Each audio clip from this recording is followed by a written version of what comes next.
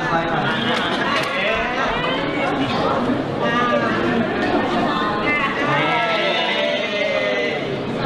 ยิ้มใส่เขายิ้มได้ยืน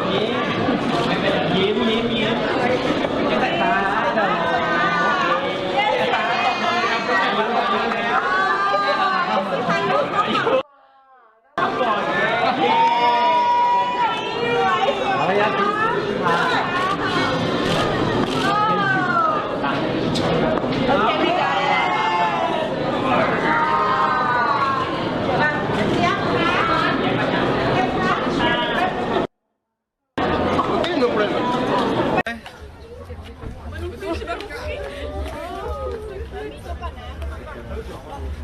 เดี๋ยวมานะพี่พายุ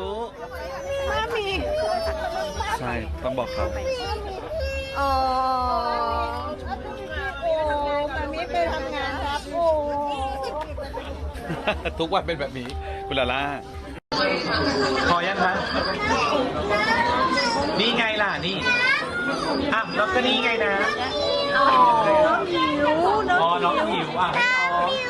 โอ้หิว